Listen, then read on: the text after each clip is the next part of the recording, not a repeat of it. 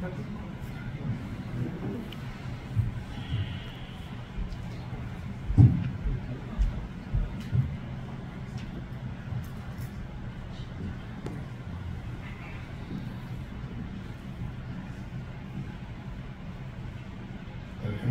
رب العالمین والصلاة والسلام علی امام الانبیاء والمرسلین ثم الصلاة والسلام علی امام الاولیاء الکاملین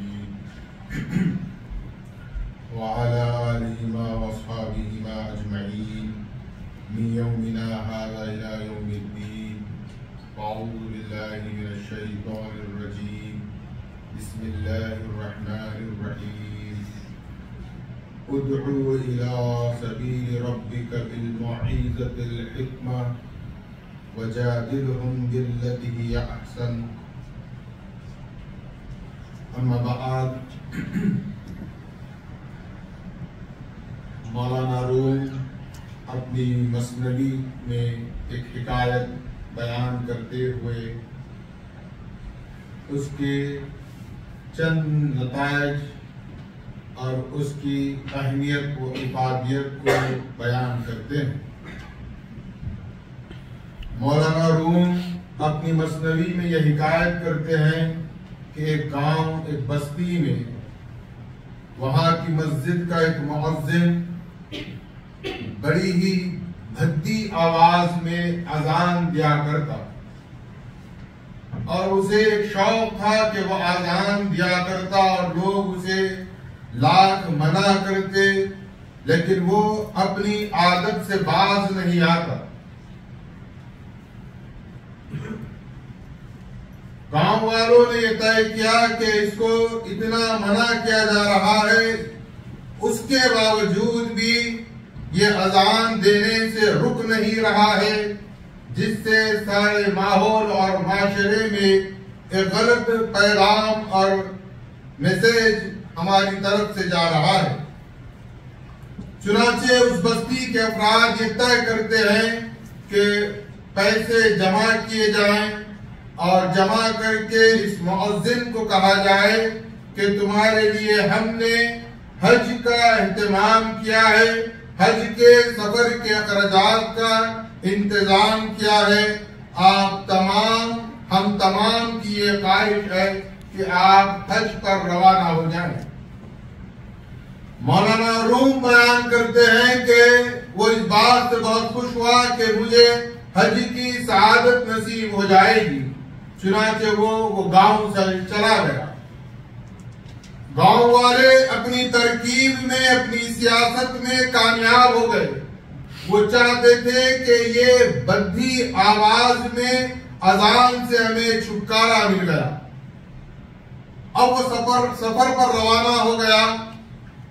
دوران سفر ایک گاؤں میں اس کا قیام ہوا۔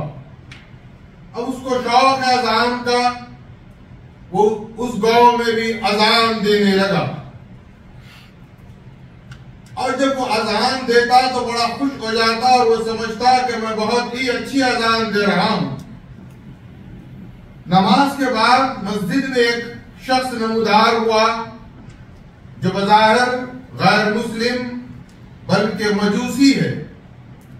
مولانا روم بیان کرتے ہیں کہ وہ آنے والا اس کو مبارکباد دیتا ہے، اس کا شکریہ ادا کرتا ہے کہ میں تمہارا احسان مند ہوں، تمہارا مشکور ہوں اور تمہارے لیے میں مٹھائی اور کپڑے اور تمہارے لیے تحفے تحائف لے کر آیا ہوں۔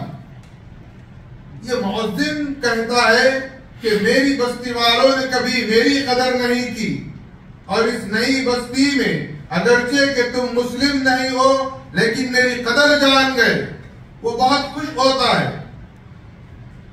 لیکن جب تحفے تحائف لے لیتا ہے تو پوچھتا ہے کہ آخر تمہیں کیوں خوشی ہوئی میری اذان سے؟ وہ مجوسی جواب دیتا ہے کہ اولاً تو جیسا کہ میں غیر مسلم مجوسی ہوں، مجھے اس لیے خوشی ہوئی کہ میری ایک بیٹی ہے اور وہ اسلام سے کافی متاثر ہو چکی ہے۔ میں اس کو لاغ سمجھاتا ہوں، اس کو بتاتا ہوں کہ تم اسلام مت قبول کرو، لیکن وہ اپنی ضد پر اڑی ہوئی ہے اور اسلام کی مجھے اچھائیاں بتاتی ہے اور مجھے کہتی ہے کہ میں اسلام قبول کرنے والی ہوں. اور میں بہت اس مسئلے میں بہت پریشان تھا، لیکن تمہاری اذان نے میری پریشانی دور کر دی. تو وہ پریشان ہو گیا کہ تمہاری پریشانی میری اذان سے کیسا دور ہوئی. تو وہ مجوسی کہنے لگا کہ جب تم اذان دینے جب کھڑے ہوتے ہو اور اذان دیتے ہو، میری بچی نے جب یہ اذان سنی تو وہ وحشت میں آ گئی اور مجھ سے پوچھی کہ بابا یہ کیا ہو رہا ہے. میں نے کہا یہی وہ اسلام ہے جس سے تم متاثر ہو، اس کی یہ اذان ہے. تو اس بچی نے کہا اذان ایسی ہے تو مجھے اسلام نہیں چاہیے، لہذا میری بچی اسلام سے دور ہو گئی، میری پریشانی ختم ہو گئی، اس لیے میں تمہیں تحفے تحائف دے رہا ہوں. مولانا روم یہ حکایت مولانا روم اپنی مثنوی میں بیان کرتے ہیں اور بعد میں اس کا نتیجہ یہ بیان کرتے ہیں اذان تو اذان ہے، دینے کا مسئلہ ہے. خوش لہانی سے دیں گے تو لوگ اسلام کی طرف آئیں گے.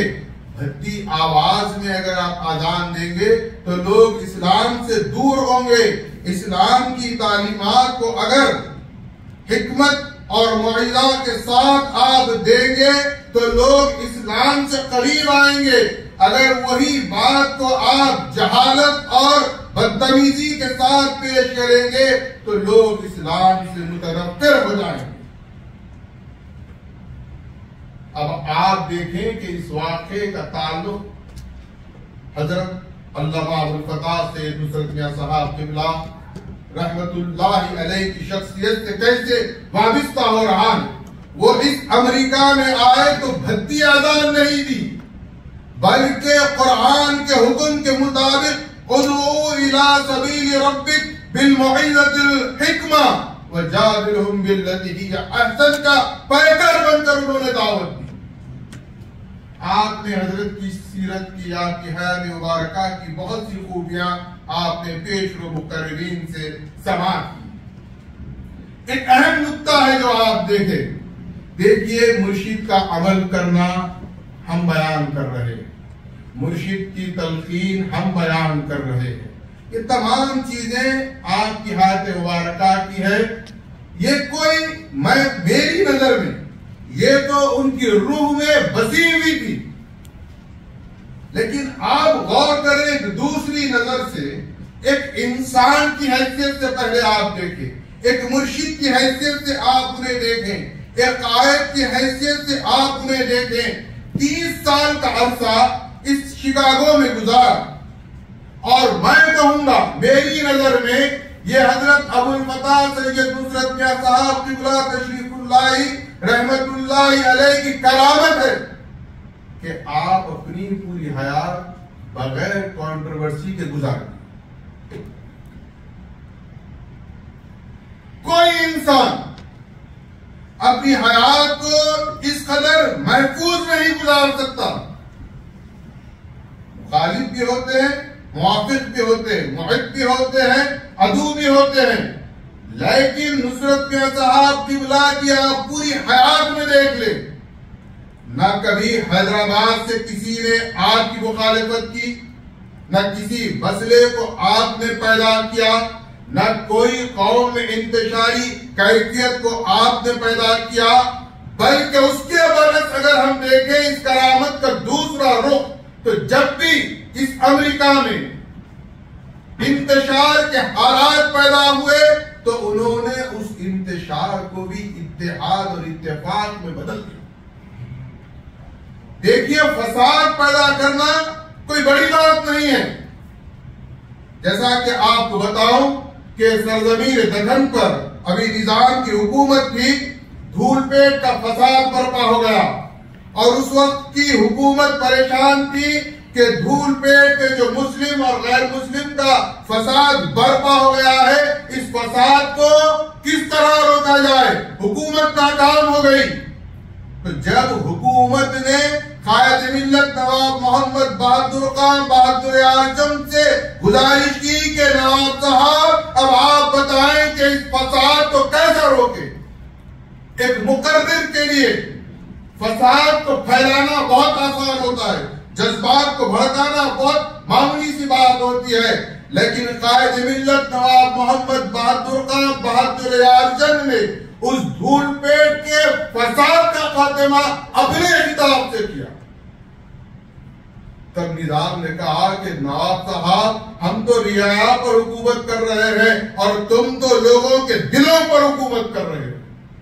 تو آپ دیکھیں کہ حضرت نصرت میاں صاحب قبلہ کی بے شمار خوبیاں ہیں، لیکن یہ بہت بڑی خوبی ہے ہم جس ماحول اور معاشرے میں زندگی گزارتے ہیں اس طرح پاک و صاف گزرنا میں سمجھتا ہوں موجودہ دور میں ناممکن ہے، لیکن اس ناممکن کو آپ نے ممکن کر دکھایا. آج بھی اب بھی کوئی ایک بندہ جہاں جہاں کرۂ ارض پر مہدوی آباد ہے کوئی یہ نہیں کہتا، نہ کہہ سکتا ہے، نہ کہے گا کہ حضرت نے فلاں موقع پر یہ مسئلہ کیا، فلاں موقع پر حضرت نے یہ مسئلہ پیدا کیا. ایسا کچھ نہیں ہے.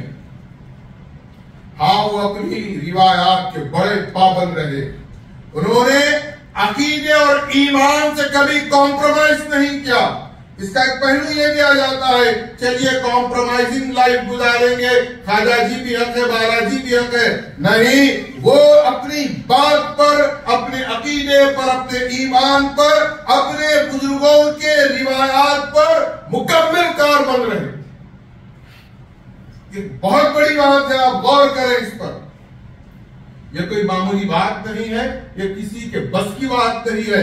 ہر جگہ مسائل پیدا ہو جاتے ہیں. اور میں آپ کو یہ بتاتا چلوں کہ جناب رحمت علی خان صاحب نے جب حضرت قبلہ کی موجودگی میں صرف مفتی سید ضمیر مہدی کو یہاں پر MICC نے مدعو نہیں کیا. یہاں پر سب سے پہلے حافظ اسد اللہ خان صاحب آئے، اس کے بعد حافظ سید سراج ید اللہ صاحب آئے، پھر اس کے بعد حافظ مفتی سید ضمیر مہدی آئے.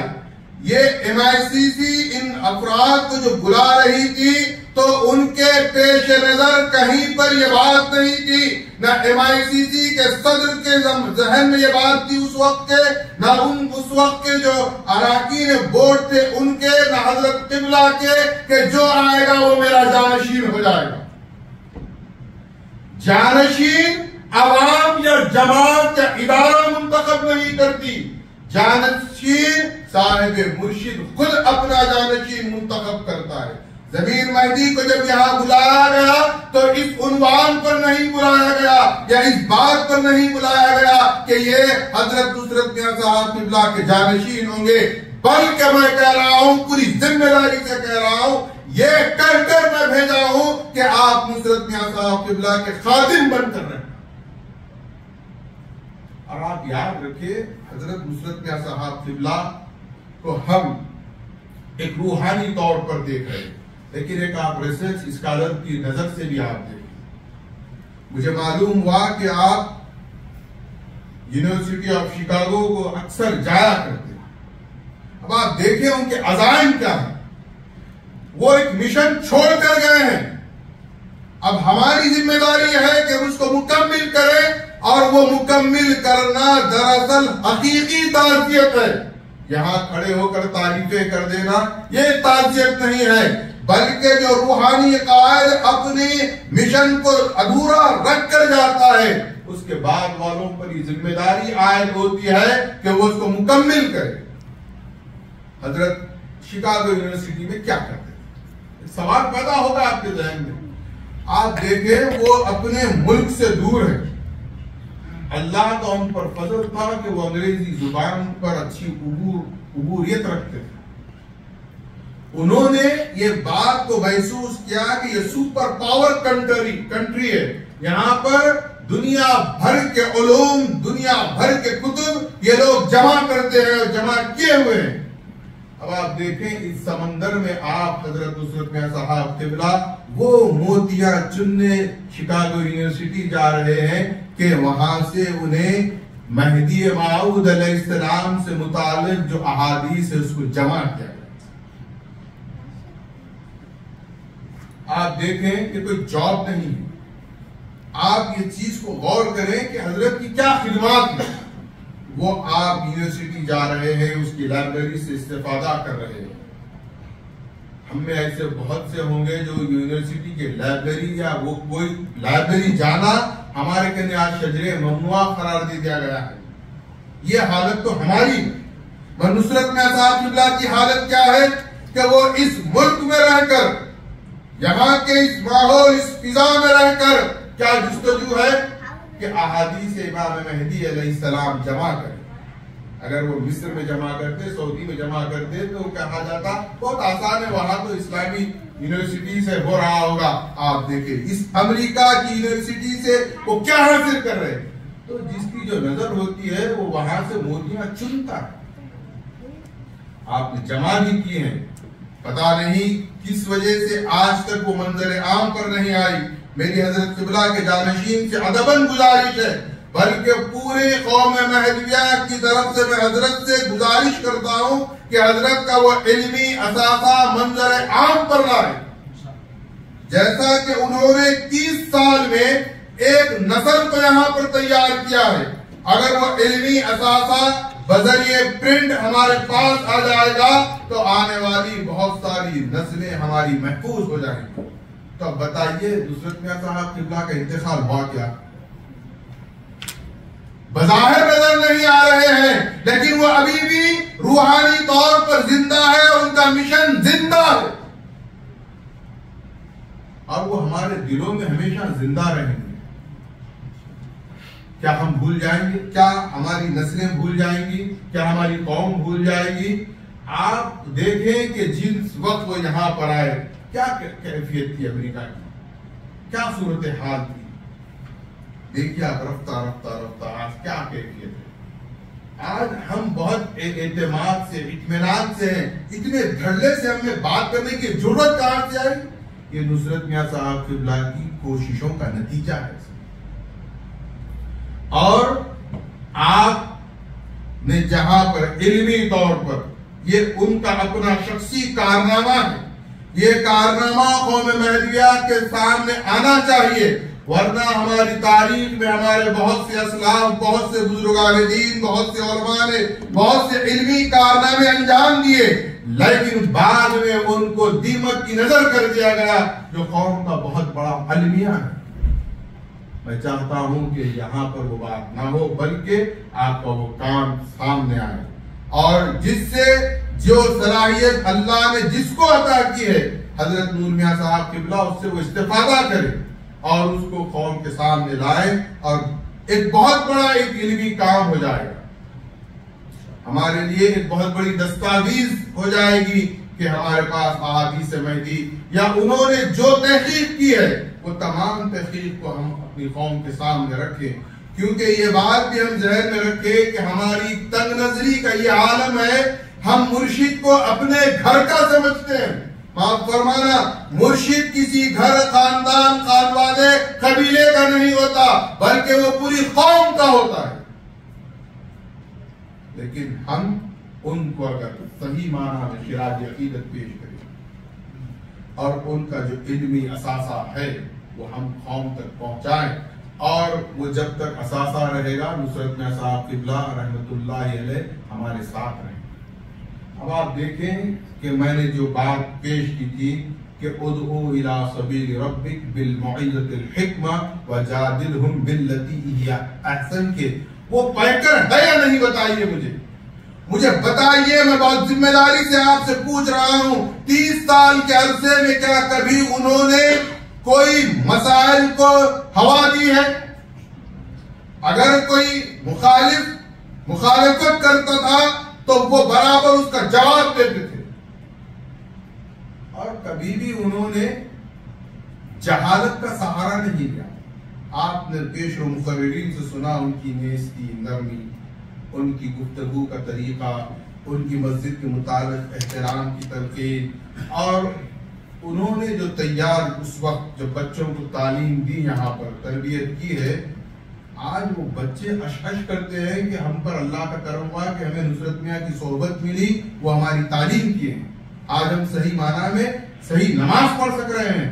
اور آپ کو تعجب ہوگا، آپ سمجھتے ہیں کہ ہم کمزور ہو گئے ہیں، نہیں، میں کہتا ہوں بلکہ یہ میرا مشاہدہ ہے، یہ میں کسی کی سنی سنائی بات نہیں کر رہا ہوں، میں ہر محفل میں یہاں پر بیٹھتا ہوں، ہر افراد کے ساتھ میں رہتا ہوں، میں نے یہ بات کو محسوس کیا ہے، چاہے وہ نوجوان ہو، ادھیڑ عمر کے ہو یا بزرگ ہو، ایک بات سب میں نے نوٹ کی ہے، وہ بہت ہی بے باک اور جرت بندی سے اپنی مہدویت کا اظہار کرتے ہیں۔ اپنا محلہ نہیں ہے، اپن چار بیٹھے اپنی بات ہو گئی نہیں، یا 3 ہمارے ہوتے ہیں تو 9 ان کے رہتے ہیں، لیکن اس کے باوجود بھی چاہے وہ ہوٹلز میں ہو جائیں، چاہے وہ بینچز پر ہو جائیں، چاہے وہ محفل میں ہو جائے، چاہے وہ دیوان خانے میں ہو جائے، کوئی بھی آج الحمدللہ یہ اللہ کا کرم ہے، یہ نصرت میاں صاحب قبلہ نے جو تربیت کی ہے، اس تربیت کا یہ نتیجہ ہے کہ ہم بباغ دہر بہت ذمہ داری سے اعلان کرتے ہیں، ہم مہدوی ہیں، اس کو برقرار رکھنا ہے، اس کو اپنی نسلوں میں منتقل کرنا ہے، تو صحیح معنی میں ہم نصرت میاں صاحب قبلہ کے چاہنے والے مانے جائیں گے۔ وہ آئے، اپنا کام کیے، جو وقت اللہ نے ان کو دیا، انہوں نے وقت کو بغیر ضائع کیے قوم کی خدمات انجام دی، اور ہماری ذمہ داری ہے ان خدمات سے ہم اپنی حیات تک استفادہ کرتے رہیں۔ اور آپ دیکھیے، ادعو الی سبیل ربک بالموعظۃ الحکمہ، واز کر رہے ہیں، کتنی نرمی سے بات ان کی دل میں اترتی۔ آپ دیکھیں، ایک مزاحیہ بات ہے لیکن بات میں بہت دم ہے۔ ایک صاحب کو میں ایک بات بولا تو سنے، آگے بڑھ گئے، دوسرے صاحب تھے، پھر اس کے بعد میں وہ صاحب بولے، نصرت میاں صاحب قبلہ جب بھی کوئی بات بولتے تھے نا، بات دل میں بیٹھ جاتی تھی۔ تو میرے مشاہدہ کر کے بولے، دیکھیں میاں آپ کی بات بیٹھ رہی ان کے دل میں، تو اب دیکھیے آپ، اس کی محبت ہے، یہ عاشق ہے نصرت میاں کا۔ کیا جواب دیا؟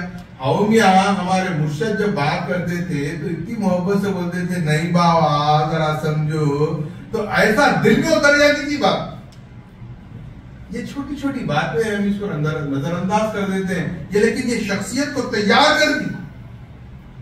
آپ دیکھیں، وہ درس قرآن بھی کرتے تھے، وہ بہراموں کے موقعوں پر، دیگر تمام چیزوں میں جب بھی یہاں پر کوئی مذہبی پروگرامز ہوتے تو کس قدر آپ واز کرتے، آپ اس کا بیان کرتے، لوگوں کو آپ صرف واز بیان تک نہیں رکھے بلکہ ان کی تعلیم و تربیت کرتے۔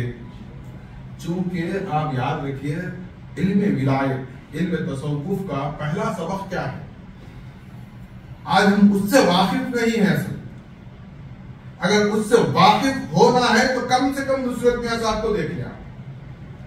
علم تصوف یا علم ولایت کا پہلا سبق ہے کہ سب سے محبت کرو، سب اللہ کی مخلوق ہے، الخلق عیال اللہ، یہ اللہ کا کنبہ ہے مخلوق، آپ کیا بتائیں، سب سے محبت کرو۔ تو آپ دیکھیں نصرت میاں صاحب قبلہ سب سے محبت کرے، کوئی چھوٹی بات بھی آپ نہیں لا سکتے کہ میاں اس وقت ایسا بول دی، اس وقت ایسا بول دی۔ اور خاص بات یہ تھی، بات سے وہ مکرتے نہیں تھے، یعنی بات میں ان کے قول میں منافقت نہیں تھی کہ خان صاحب آ جائیں گے تو ایک بات کروں گا، سید صاحب آ جائیں گے تو ایک بات کروں گا۔ جو بات حق ہے وہ سب کے سامنے کریں، لوگ مانے نہ مانے وہ ان کا مسئلہ ہے، لیکن ان کے قول میں تضاد نہیں تھا، یہاں کچھ وہاں کچھ نہیں، جو بول دیا بول دیا۔ یہ بہت بڑی خوبی ہوتی ہے، ڈٹ جانا اپنی بات پر۔ چونکہ ان کا اصل یقین کیا تھا، جو وہ بات کہتے تھے وہ اپنی مرضی سے نہیں کہتے تھے، بلکہ اپنے بزرگوں سے جو تعلیم و تربیت ملی تھی اس کے سیاق و سباق کو پیش نظر رکھ کر وہ اپنی بات کرتے تھے۔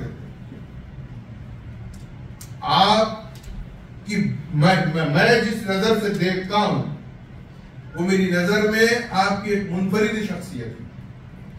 قوم مہدویہ میں یہاں امریکہ میں آنا، یہاں پر خدمات انجام دینا، اپنی تمام خاندانی روایات کو برقرار رکھنا، اس پر پابند رہنا، قوم میں اختلاف نہ کرنا، لوگوں میں آپس میں محبت کو فروغ دینا، لوگوں کی تعلیم و تربیت کرنا، گویا ایسا محسوس ہوتا ہے کہ قرآن کی جو آیت ہے ادعو الی سبیل ربک بالموعظۃ الحکمہ وجادلہم باللتی ہی احسن کا وہ پڑھ کر تھے۔ ہم دعا تو نہیں کر سکتے، بس میں حضرت کے لیے بھی صبر کی دعا نہیں کروں گا، کیونکہ وہ بھی ایک صاحب ارشاد ہے، وہ ہم کو صبر کی تلقین کرنے والے ہیں۔ ہم بس حضرت سے گزارش کرتے ہیں کہ حضرت کے وہ مشن محبت کو جاری رکھے اور جو علمی اثاثہ ہے اس کو قوم کے سامنے منظر عام پر لائیں۔ وآخر دعوانا الحمدللہ رب العالمین۔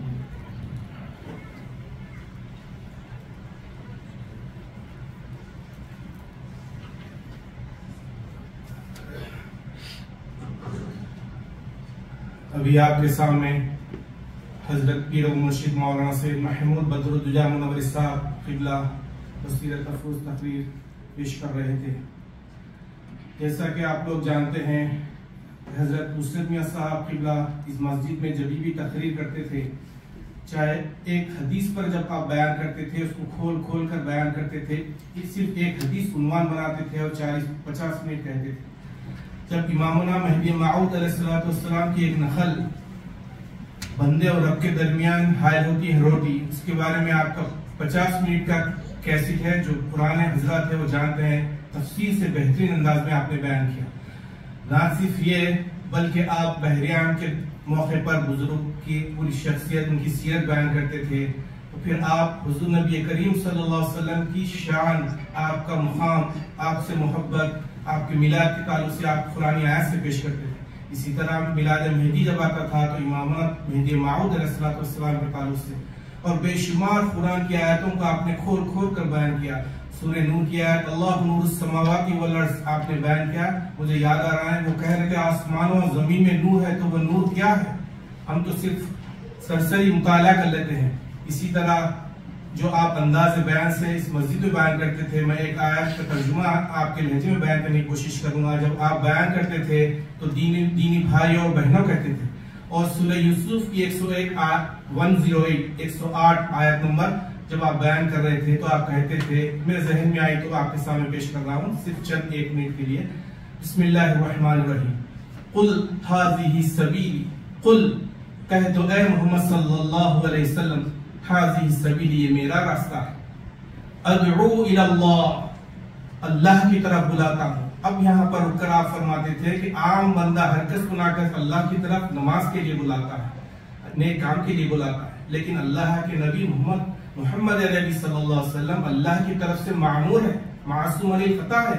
ادعو الی اللہ، اللہ کی طرف بلا رہے ہیں، کس پر بلا رہے ہیں؟ علی بصیرتی، وہ بصیرت پر پھر جب بیان کرتے تھے تو آپ لوگ سمجھ گئے ہوں گے اس آیت کا کس طرف رجحان تھا۔ بصیرت یعنی بینائی، دیدار کی دعوت دے رہے ہیں۔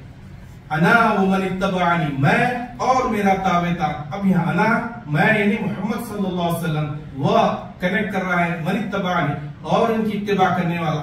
تو عام لوگ کہتے ہیں کہ عام اتباع کرنے والا، لیکن حضرت فرماتے تھے حضور کی مکمل اتباع قدم بقدم وہی شخص کر سکتا ہے جو معصوم علی الخطا ہے، اور وہ ہے حضرت سید محمد جون پوری مہدی موعود علیہ السلام۔ تو حضور اور مہدی موعود علیہ السلام اللہ کے دیدار کی طرف بلاتے ہیں۔ تو اس طرح سے آپ کے بیانات تھے جو میرے ذہن میں آئی تو آپ کے سامنے پیش کیا۔